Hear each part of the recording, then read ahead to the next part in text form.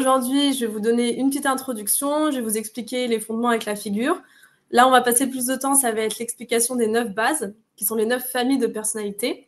Ensuite, on va approfondir un tout petit peu et enfin, on va voir comment est-ce que l'énéagramme n'est pas seulement un outil qui permet de trouver et de discerner sa personnalité, mais qui donne aussi des axes d'amélioration pour devenir la meilleure version de moi-même. Voilà. Je rappelle, avant même qu'on commence, que l'objectif, c'est pas forcément de trouver son type, sa base, son type énéagramme dès maintenant, là, en 40 minutes. Et vous allez comprendre, je pense, au fur et à mesure pourquoi. Parce que c'est un outil assez complexe qui demande de l'entraînement et de la compréhension, de l'observation de soi-même. Mais voilà, le but aujourd'hui, c'est que vous ayez quand même un petit peu une idée de comment ça fonctionne et que ça vous donne envie d'aller plus loin. Donc voilà. Donc, petite introduction. Je vais passer très rapidement sur les origines de l'énéagramme. Ce qui me paraît important, c'est de dire que la constitution du mot énéagramme, c'est énéa 9 et gramme, la figure. Que les origines, elles sont ancestrales, donc je ne peux pas vous en dire plus que ça. C'est assez flou, mais ça a été développé dans la deuxième partie du XXe siècle de manière plus intense, avec enfin des livres, d'autres types de transmission. Mais voilà, la base, c'est vraiment la transmission orale. C'est pour ça que c'est un peu difficile de retracer l'histoire de cet outil.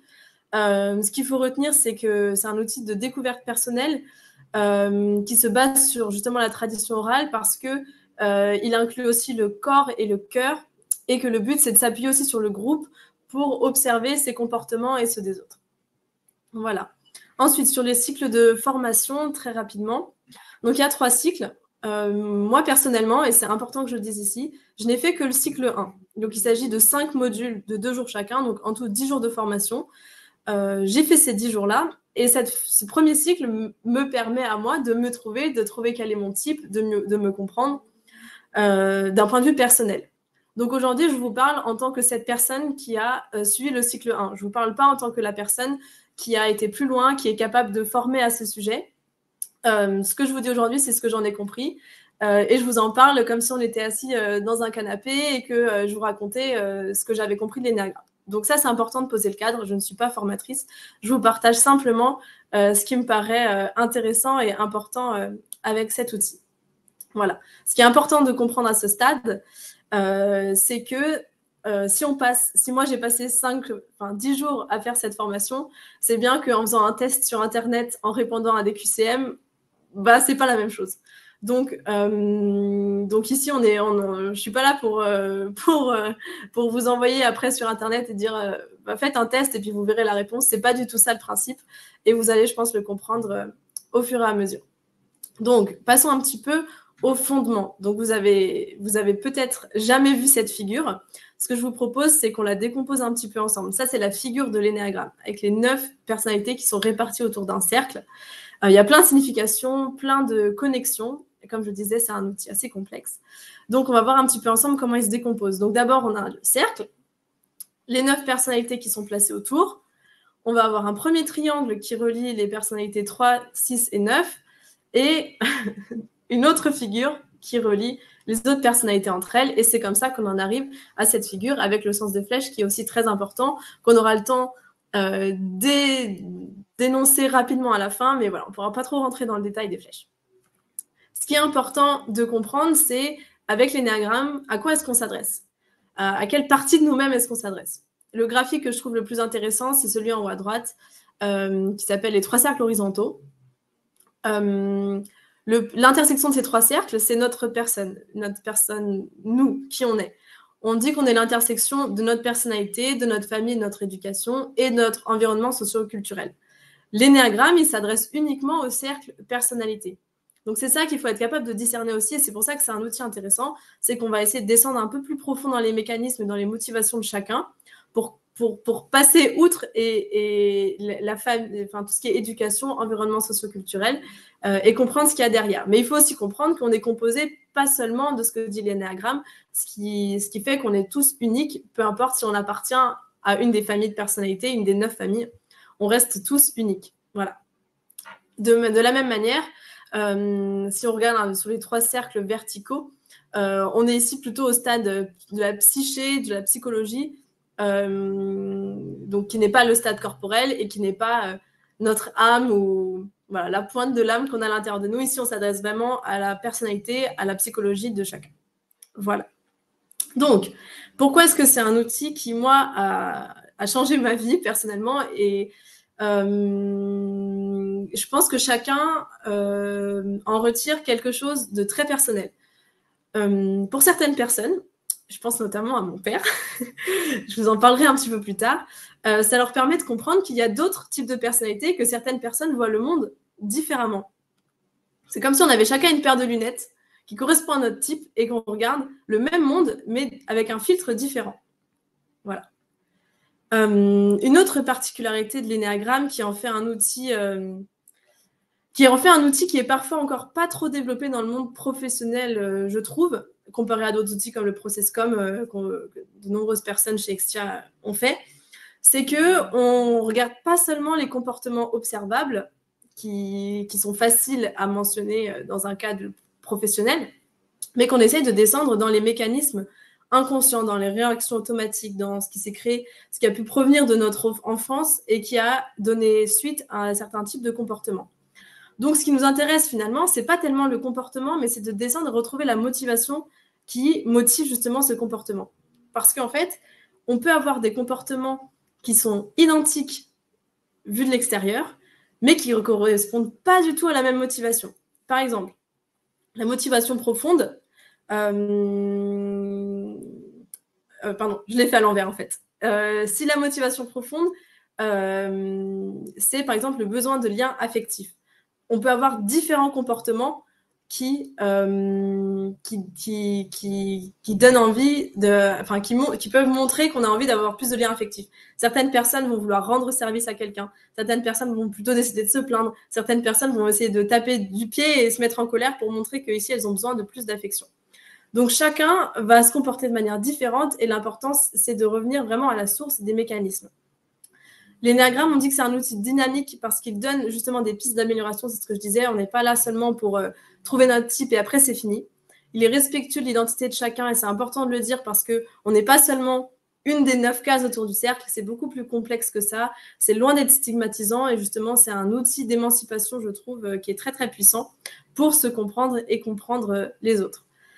Donc c'est parti maintenant pour rentrer dans le vif du sujet avec les 9 bases. Avant qu'on commence, il faut que je vous explique qu'il va y avoir des gros mots pour chacun, dans le sens où je vais devoir pousser un peu les comportements à l'extrême pour pouvoir dégager les tendances principales et pouvoir un petit peu stéréotyper chaque type, parce que c'est plus simple pour le faire en 45 minutes. Donc, ce qu'il faut comprendre, c'est que chaque type en prend pour son grade.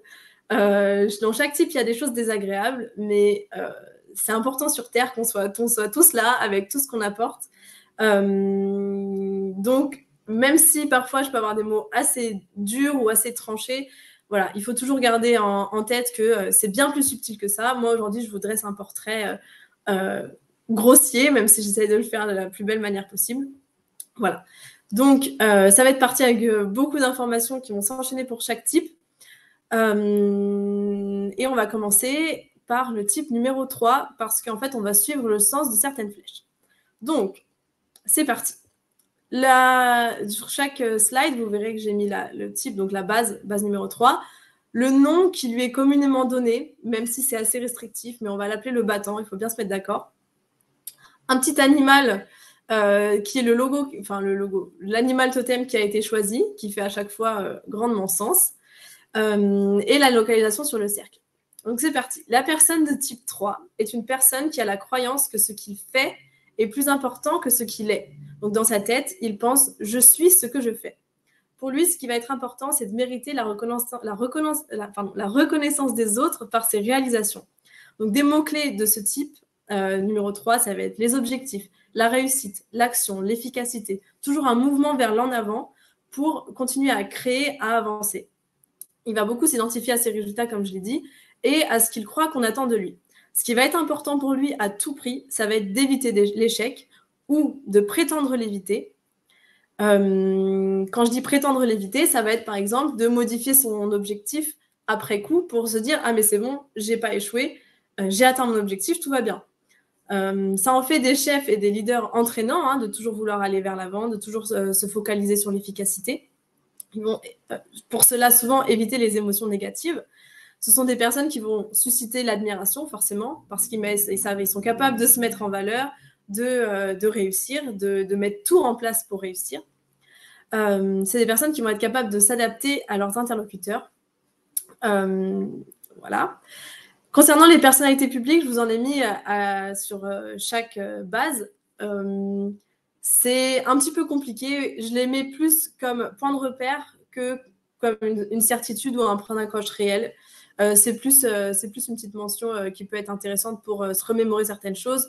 Mais moi, personnellement, c'est déjà tellement compliqué de se trouver soi-même que de dire un tel est comme ça et c'est une référence. Je trouve que c'est pas forcément le bon moyen.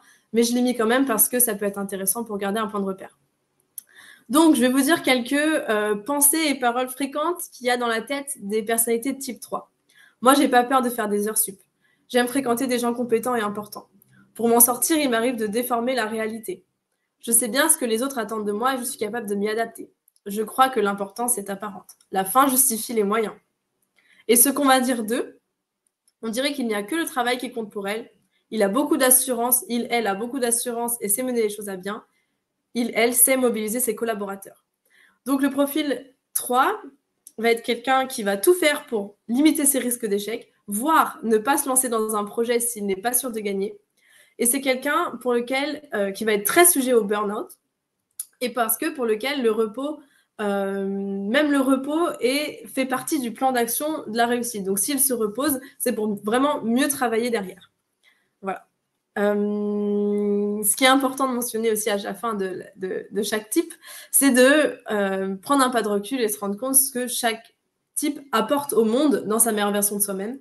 Pour la personne de type 3, pour le battant, ça va être la capacité à réaliser, à faire prendre réalité à des projets, à entraîner des personnes avec lui pour créer des choses. Voilà.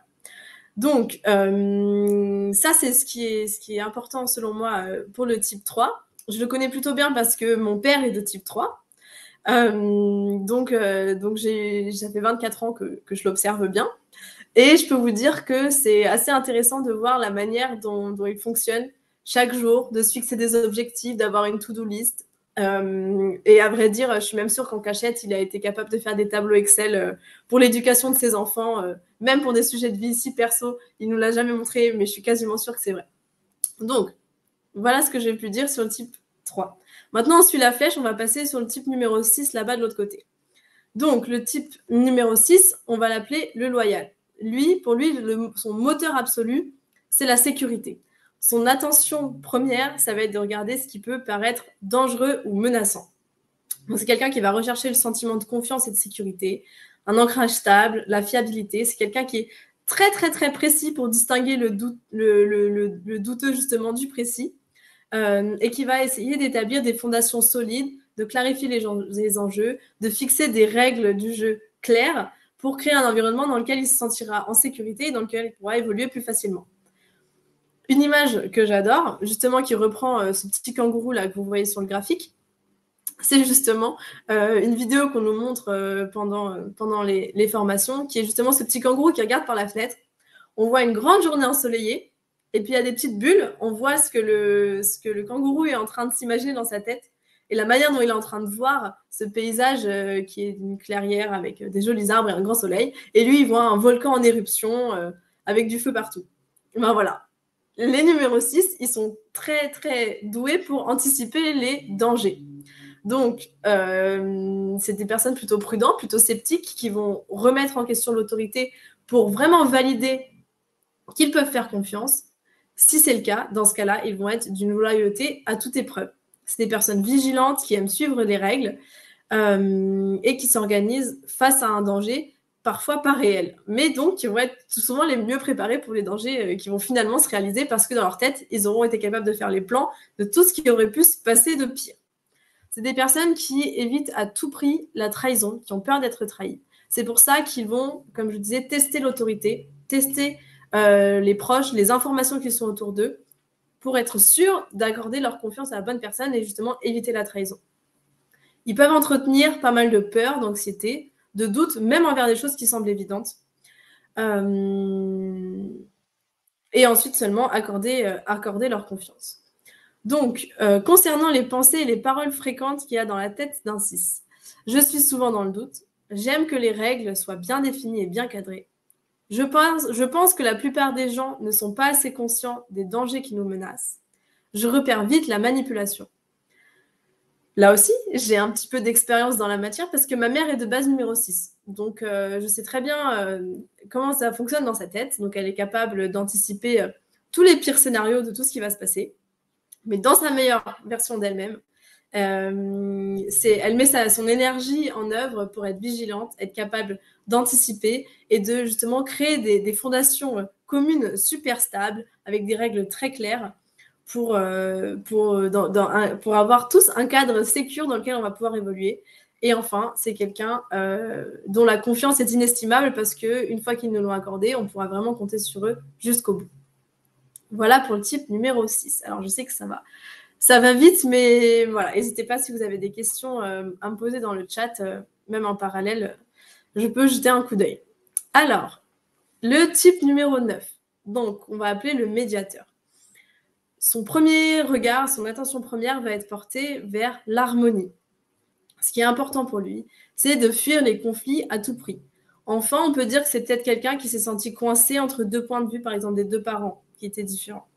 Aujourd'hui, c'est quelqu'un qui va rechercher justement l'harmonie à tout prix, la paix, la fluidité des rapports entre les gens, la bienveillance. Donc, c'est vraiment le médiateur par excellence, quelqu'un de très à l'écoute, qui aime ses habitudes, qui peut avoir une colère non exprimée, parce qu'à force de fuir les conflits, il va refouler sa colère. Et au bout d'un moment, ils vont plus savoir ce qu'ils veulent. Donc, c'est des personnes qui sont de très bons soutiens d'expérience. Moi, je trouve qu'ils font par exemple les meilleurs câlins. Qui sont plutôt rêvasseurs et distants dans des discussions animées parce qu'ils n'y sont pas très à l'aise. Ils préfèrent lisser les échanges, que tout le monde soit d'accord. Ils ont leur propre rythme et c'est difficile de connaître leur avis. Pourquoi ? Parce que, petit exemple, dans une conversation de groupe où on va demander à un groupe de potes, ce soir, quel resto est-ce que vous avez envie de faire ? Eh ben, le profil numéro 9 va attendre que chacun ait répondu et ensuite, soit il ne va pas répondre, soit il va se ranger au restaurant qui aura eu le plus d'avis favorables, dans un but toujours de fuir les conflits et que tout se passe pour le mieux possible. Du coup, ça va entraîner facilement des paresses face aux problèmes. C'est-à-dire que les profils neufs vont avoir tendance à mettre les conflits en dessous de la pile de dossiers pour à tout prix éviter les situations de tension autour d'eux. Et c'est des personnes qui vont, justement, lorsqu'ils sont en colère contre quelque chose, rentrer justement dans une espèce d'anesthésie de cette colère ou de leurs émotions ou de leurs conflits par des moyens de compensation qui peuvent être toutes sortes de substances pour justement continuer d'endormir la colère et fuir les conflits.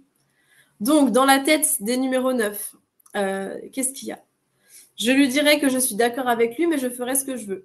Je déteste être dérangée et il me semble que chaque point de vue est égal à son contraire. Donc, pour le 9, les points de vue, avoir un avis sur quelque chose, c'est en constante évolution et c'est assez difficile de se positionner entre plusieurs points de vue. Évidemment, le 9 apporte des choses magnifiques au monde, comme tous les autres types, qui sont l'harmonie et la paix dans notre environnement, dans nos relations, dans les lieux. Voilà, donc c'est vraiment des belles personnes, comme tous les autres types. Voilà. On va passer au médiateur, au perfectionniste. On retourne ici en haut, au petit 1. Comme vous le verrez, ici, pour le perfectionniste, l'image qui a été choisie est une petite fourmi. Donc, qu'est-ce qui est important pour les personnes de type 1 ? La perfection. Non, oui, mais on peut utiliser d'autres mots. La justesse, la rigueur, l'exigence. Donc, c'est des personnes qui sont très exigeantes envers elles-mêmes, qui ont beaucoup d'attentes, souvent inatteignables. Donc, elles aussi, comme la personnalité numéro 9 qu'on a vu juste avant, peuvent avoir une colère réprimée. C'est des personnes qui tendent vraiment vers l'amélioration, vers le mieux, qui ont un sens aiguisé de ce qui peut être amélioré, de ce qui peut être corrigé quand ils arrivent dans une pièce, quand ils commencent à travailler sur un dossier, sur quoi que ce soit. Pour eux, leur mission sur Terre, c'est d'améliorer les choses et de rendre le monde meilleur. À l'image d'une petite fourmi, ils vont faire leur part, brindille par brindille, ils vont faire ce qui est en leur mesure de faire, ils vont le faire très bien, avec beaucoup de précision, beaucoup de rigueur, de l'éthique, des valeurs. Malheureusement, ça laisse peu de place à la spontanéité, car tout doit converger pour eux vers leur idéal de justesse et de perfection. Donc, les débordements émotionnels n'en font souvent pas partie. Ils ont souvent une petite voix intérieure qui leur dit, une petite voix de jugement qui leur dit ça c'est bien, ça c'est pas bien. Ils ont peur de se tromper, peur de l'erreur. Et souvent, ils imposent aux autres cette même rigueur qui débouche souvent sur de la déception du coup. Et ça peut justement les rendre nerveux de voir les autres faire des erreurs. Comme je disais, la colère peut être justement gardée et contenue à l'intérieur parce que l'exprimer, ce serait contraire à cet idéal de justesse qu'ils poursuivent. Ils ont la peur de se tromper, ça c'est sûr, parce qu'ils attachent tellement d'importance à la justesse que c'est vraiment quelque chose qui est très présent en eux. Justement, quelques pensées et paroles fréquentes. On dit de moi que je suis méthodique et organisée. Il n'est pas prudent de montrer ses sentiments. Je suis quelqu'un qui ne se fâche que pour de fort bonnes raisons.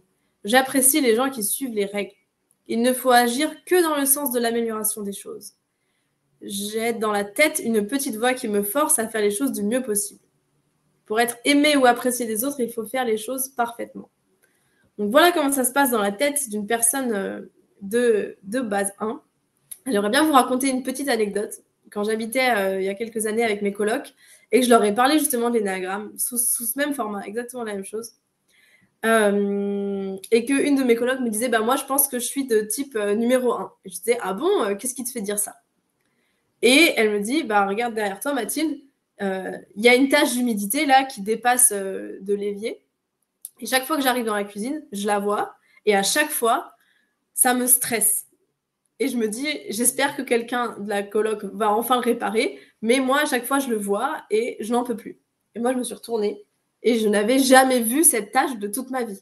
Voilà. Donc, c'est pour illustrer un petit peu que les personnes de type 1 ont vraiment un sens aiguisé de ce qui peut être amélioré pour tendre vers cet idéal de justesse qui est très important pour eux. Et donc, dans la meilleure version d'eux-mêmes, ce qu'ils apportent au monde, c'est justement de la précision, du contrôle, un sens des responsabilités et ça devient des très bons experts très pointus dans leur domaine. Voilà.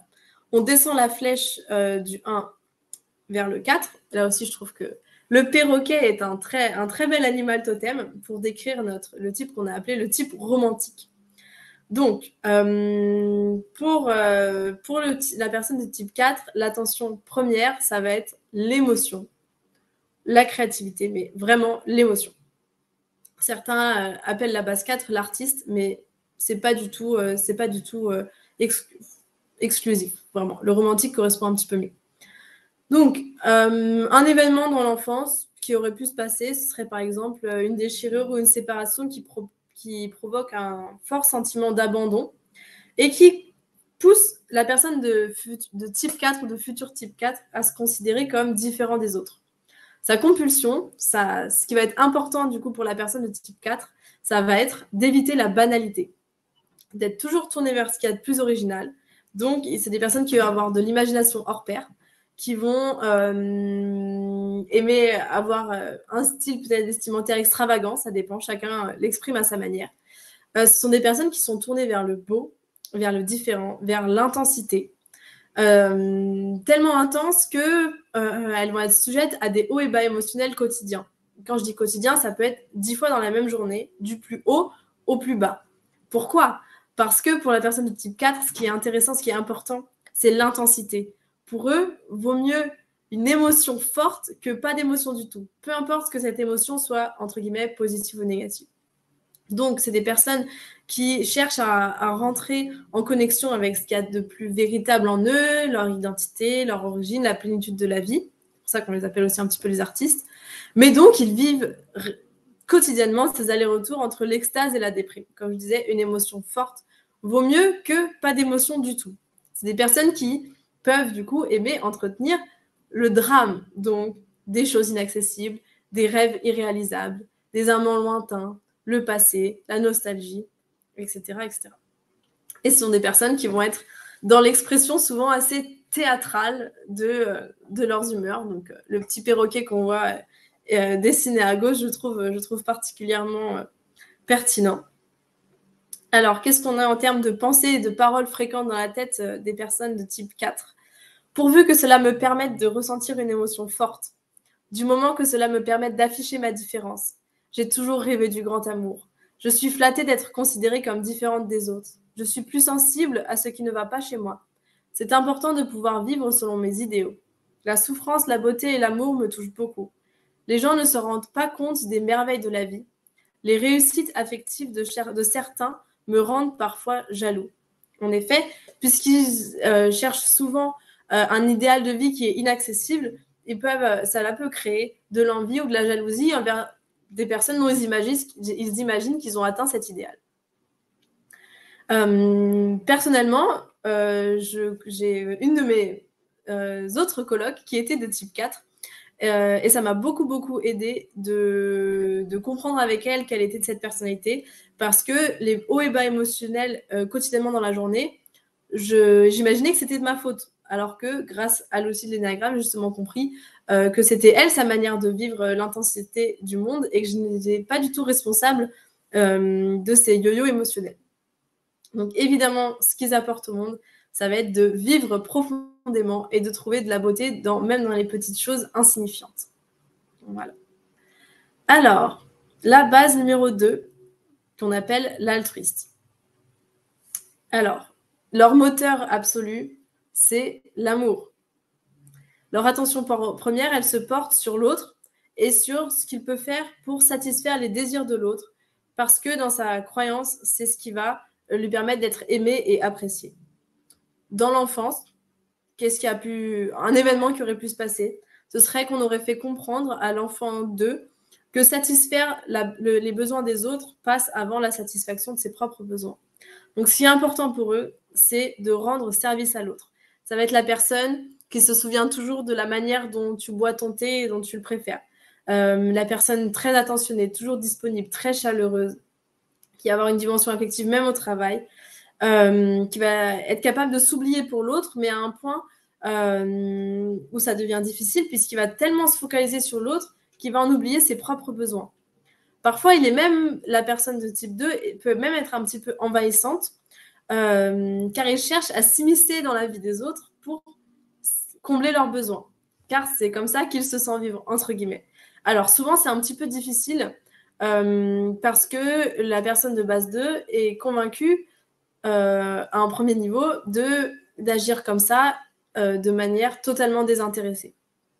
Et d'ailleurs, c'est sûrement possible, hein, je ne dis pas le contraire. Mais ce qui est un petit peu compliqué, c'est parfois de se rendre compte qu'on fait ça pour un besoin plus profond de reconnaissance.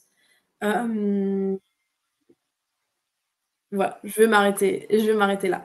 Donc, qu'est-ce qui se passe dans la tête des personnes de base 2 ? Quand les gens ne veulent pas de mon soutien, je me sens triste et nulle. Je trouve difficile de demander aux autres ce dont j'ai besoin. Les gens qui dépendent de moi et de ma générosité sont assez nombreux, et c'est ma grande fierté. Je suis quelqu'un qui fait beaucoup de compliments aux autres. Donc à ce stade, j'aimerais bien vous parler, justement, vous donner aussi un petit exemple, qui est une personne que j'ai rencontrée à mon premier module, à ma première formation d'énéagramme, qui justement sortait tout juste ou même était encore en train de faire un burn-out. Et un de ces témoignages m'a vraiment marquée, parce que selon moi, il était extrêmement représentatif de son type. Elle nous racontait qu'elle était alitée, justement en plein burn-out, et que c'était la première fois que d'autres personnes venaient s'occuper d'elle. Et que même au plus bas, comme ça, elle n'était pas vraiment capable de reconnaître ses propres besoins et d'accepter l'aide que les autres lui apportaient, parce que c'est toujours elle qui avait l'habitude de faire ça pour les autres. Et lorsque tel voisin lui a apporté un cadeau, sa première réaction, ça a été de dire « Mais attends, j'en ai pas besoin, donne-le plutôt à un tel dont je sais qu'il a cassé sa voiture l'autre jour, ça permettra de l'aider, etc. » Donc, c'est vraiment toujours tourner vers l'autre. Même si ça implique de, justement, ne pas reconnaître ses propres besoins et de ne pas savoir dire non pour la plupart du temps. Donc, ce que la base 2 apporte au monde, c'est assez évident, c'est l'amour, la présence, la chaleur. Et donc, merci aux deux d'être là parce que c'est très important. C'est très important. Voilà. Alors, base 8. On approche de la fin. Il nous reste 3 types à voir. La base 8 qu'on appelle le chef. Alors, pareil, les noms sont parfois un petit peu réducteurs ou traîtres, mais on va voir ça un petit peu plus en détail. Donc, ce qui est important pour la personne de type 8, son attention première va se focaliser sur ce qui menace sa capacité de contrôler. Et donc, il va regarder ce qu'il peut faire pour obtenir le contrôle. Petit, dans son enfance, par exemple, le 8, il va trouver les autres assez menaçants pour lui et pour les plus faibles. Donc, il va développer un comportement d'affrontement pour se protéger et protéger les autres. Donc, ce qui est important pour lui, quoi qu'il arrive, c'est d'être fort. Donc, ce qu'il recherche, c'est la force, la puissance, la vigueur, le plaisir de dominer les obstacles pour satisfaire ce besoin de maîtrise et de contrôle. Les personnes de type 8 ont un sens aiguisé des rapports de force entre les personnes. Ils ont au plus profond d'eux-mêmes une quête de justice et de protection des plus faibles, qui est dédiée au développement de leur force et la défense des innocents. Pour faire un petit peu les profils 8 et 3 sont souvent un petit peu mis en relation parce qu'on peut hésiter, parce que les deux sont des leaders, des chefs, voilà. Mais la manière dont ils vont gérer les conflits est très, très, très différente. Un profil 3 va plutôt choisir la négociation, le contournement, le mensonge, enfin la fin justifie les moyens, attention pour le 3, pour arriver à ses fins, alors que le 8 préfère concentrer toute son énergie, toute sa force pour foncer en ligne droite et arriver à ses fins. Pour eux, tout est blanc ou noir. Le 8 place vraiment, c'est la loi de la jungle en fait, les gens en deux camps, ceux qui sont avec lui et ceux qui sont contre eux. Donc pour les personnes de type 8, le monde est toujours un petit peu dans la confrontation. Sont des personnes évidemment entraînantes, protectrices, authentiques, autoritaires, parfois tyranniques. Pour eux, comme je disais, la vie est une lutte.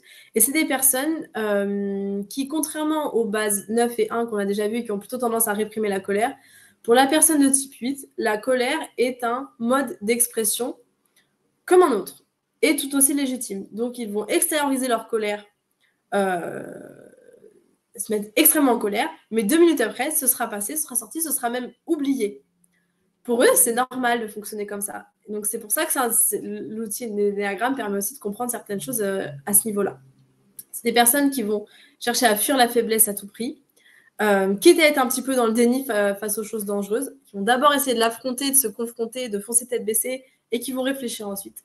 Ce sont des personnes qui ont beaucoup de courage et d'ardeur face aux difficultés, qui imposent leurs règles, mais qui peuvent se permettre très facilement de ne pas les respecter. Ce sont des personnes qui peuvent avoir des comportements assez excessifs dans le travail, les plaisirs, la nourriture, la sexualité, qui vont fuir, quoi qu'il arrive, la vulnérabilité et nier en bloc tout ce qui pourrait les mettre en tort ou en faiblesse, bien que ce soit souvent un mécanisme inconscient. Donc, qu'est-ce qu'on a dans la tête des 8 alors? C'est moi qui choisis ce que je fais de ma vie. Ici, le chef, c'est moi. Je ne me laisserai pas doubler par ce type. Je n'ai pas à supporter ce que je n'ai pas envie. Je vais leur montrer qui commande ici. Je ne supporte pas, ma fille, de se faire marcher sur les pieds. Quand on m'accuse, je trouve qu'on a tort de le faire. Mon point de vue est le bon. Qu'est-ce qu'on va dire d'eux?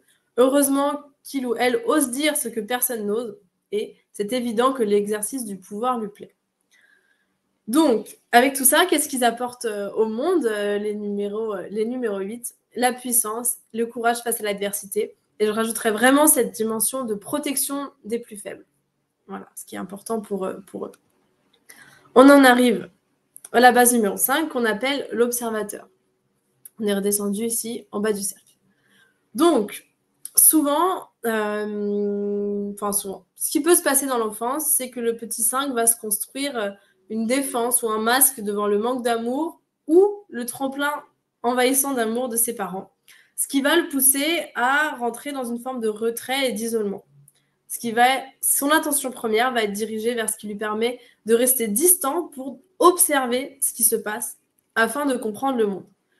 Pour eux, le monde, c'est de l'information et c'est de la connaissance. Donc, Ce qui est important pour eux, c'est de rechercher par le rationnel, le logique, l'information. Ils ont peur de l'intrusion dans leur monde, justement, dont j'ai parlé. Parce que pour eux, c'est important d'avoir une vie intérieure stable, parfaitement entretenue. Et ils recherchent en fait à l'extérieur de quoi nourrir leur intérieur en se concentrant sur l'essentiel, la recherche de la vérité et la compréhension du monde par l'information et la précision. Donc, c'est des personnes qui vont avoir souvent beaucoup de connaissances, mais un certain recul, voire détachement dans la vie relationnelle. Pourquoi? Parce que souvent, pour se protéger, ils vont avoir tendance à se couper de l'expérience émotionnelle et physique pour se reclure dans le centre mental. Et c'est comme ça qu'ils deviennent l'observateur, le spectateur. Parce qu'ils essayent de comprendre le monde par le mental, plus que par les autres moyens. Malheureusement, ça les pousse à se couper non seulement du monde extérieur, parce qu'ils se placent en tant qu'observateurs, mais aussi souvent d'eux-mêmes, de leurs propres émotions, pour favoriser l'analyse intellectuelle à la place de l'expérience propre. Comme je disais, quoi qu'il arrive, c'est important pour eux de limiter les risques d'intrusion dans leur espace personnel. Et ils peuvent être assez avares de leurs idées et de leur temps. Ce qui est important pour eux, c'est d'avoir leur espace privé, souvent en solitude, dans lequel ils peuvent, dans ce cas-là, laisser remonter leurs émotions, mais le reste du temps, ils vont préférer porter un masque. Pensées et paroles. Alors, qu'est-ce qu'il en est des pensées et paroles fréquentes des profils numéro 5? J'ai l'impression que peu de gens comprennent mon besoin de solitude. Que puis-je faire pour échapper à cette réunion? J'ai plus appris de la vie en lisant et en observant que par l'action. J'aime me plonger dans les choses qui m'intéressent. Je préfère ne pas dire tout ce que je sais à ce sujet pour ne pas être à sec d'informations. Je n'aime pas me montrer agressif. J'éprouve des difficultés à exprimer mes sentiments au moment où les choses se passent. Il faut garder ses sentiments pour soi. Je préfère rester à l'écart et observer les gens plutôt que me mêler à eux. Voilà. Avec tout ça, évidemment, ce que les bases 5 nous apportent, c'est l'importance des connaissances bien utilisées, le discernement, la concentration, et ce sont souvent aussi, j'imagine que vous l'avez deviné, des personnes qui sont de grands experts dans leur domaine. Voilà. On en arrive au dernier type, la base numéro 7. Qu'on appelle l'épicurien. Donc là aussi, je trouve que le petit singe qui court partout après les plaisirs de la vie est assez représentatif. Ce sont des personnes qui sont drivées par le plaisir, l'expérience de la vie, de la liberté, de la célébration de la vie, de la réjouissance. Pour eux, la vie est bien trop courte pour ne pas en profiter. Ils ont donc un sens très aiguisé de ce qu'il y a de positif dans chaque expérience, dans toutes les possibilités. C'est pour ça que souvent, au lieu du mot épicurien, on peut dire aussi l'optimiste. C'est des personnes qui vont avoir beaucoup d'humour, qui vont faire de très bonnes blagues, très enthousiastes, avec beaucoup de joie de vivre, qui vont être capables de toujours se projeter dans leur plaisir, qui vont toujours avoir 1000 plans de secours, avoir un côté très bon vivant, qui adorent associer les idées, et qui aiment toujours imaginer des situations agréables. Et ils ont un vrai problème à accepter la souffrance, mais surtout l'enfermement.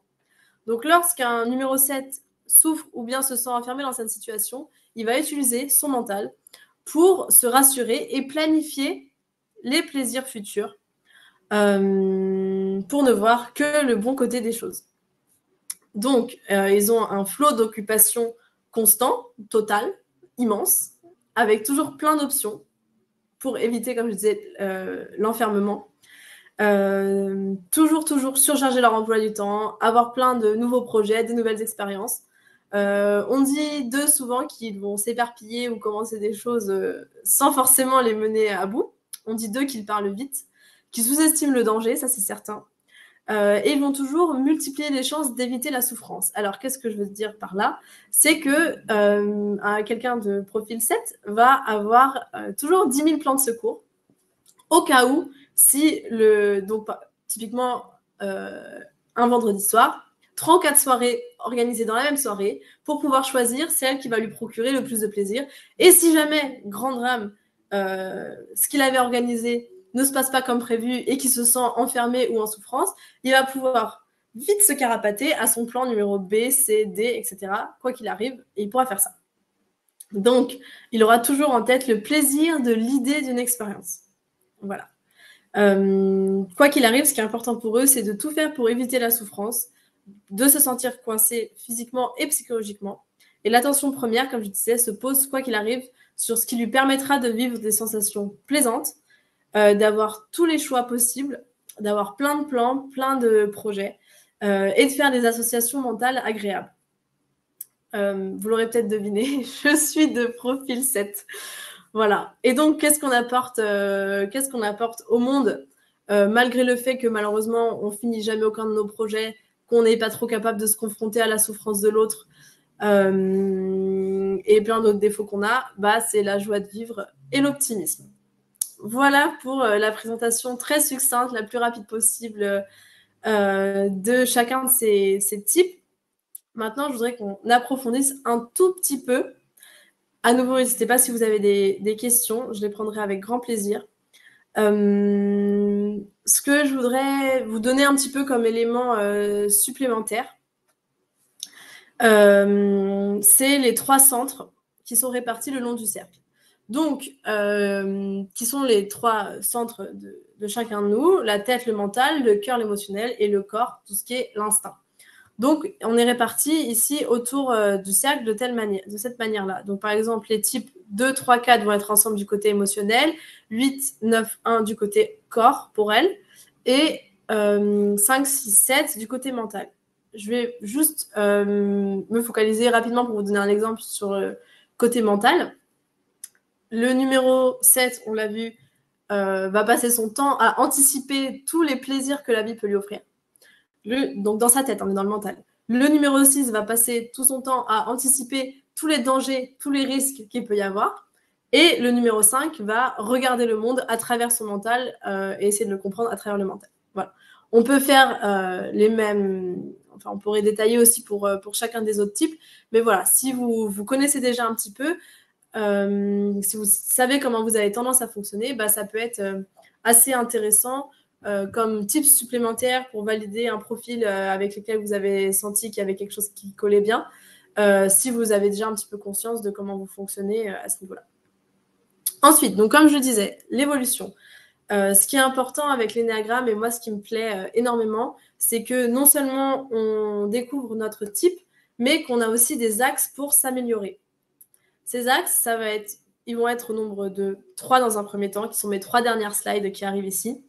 Tout d'abord, les vertus. Donc, comment devenir la meilleure version de nous-mêmes et apporter la dernière phrase là, de chaque slide, ce qu'on apporte au monde, ça va être de développer une vertu. Typiquement, pour le numéro 7, je sais de quoi je parle, ça va être de développer la vertu de la sobriété versus la gloutonnerie pour tout ce que la vie pourrait avoir à nous offrir. Et voilà, chaque type a quelque chose de particulier à développer pour tendre vers justement cette meilleure version de soi-même.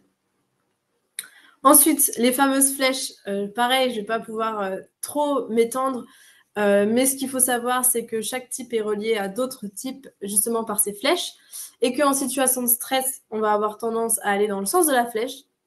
Donc, moi, profil 7, qui finit jamais ce que je commence, pareil, j'ai dit que je caricaturais, que j'étais vraiment dans les extrêmes et les stéréotypes. Je ne suis pas tout le temps comme ça. Mais justement, parce que je suis capable de développer et d'aller dans le profil numéro 1 pour le jour où j'en ai besoin, devenir perfectionniste et réussir à terminer une tâche que je commence. À l'inverse, si je suis en période de confort, tout va bien, je peux aussi avoir tendance à aller du côté numéro 5 où j'aime bien en apprendre plein de choses sur un sujet, être seule, me concentrer sur mes projets, etc. Dernier petit point que je voulais mentionner, ça va être ce qu'on appelle les ailes. Les ailes, on les développe plutôt avec l'âge, avec la personnalité, et avec notre personnalité qui devient un petit peu plus complexe avec les différentes expériences qu'on a dans notre vie. Le concept des ailes, c'est justement ce qu'il y a de chaque côté de nous. sur lesquels on va pouvoir s'appuyer et qui donne aussi un axe de développement pour développer justement plus de qualité. Typiquement, le profil numéro 3, ça peut être intéressant pour lui de s'appuyer sur son L2 et d'être un petit peu plus tourné vers l'autre et pas seulement sa propre réussite. Et ça peut être aussi intéressant pour lui d'aller un petit peu en 4 pour être capable de plus laisser libre cours à ses émotions qu'il a tendance à réprimer pour toujours tendre vers le succès. Voilà, donc c'est tout pour cette présentation. Je suis contente d'avoir réussi à tenir dans les temps et je serais ravie de prendre vos questions. J'espère vraiment que je serai en mesure d'y répondre. Voilà, merci beaucoup à tous.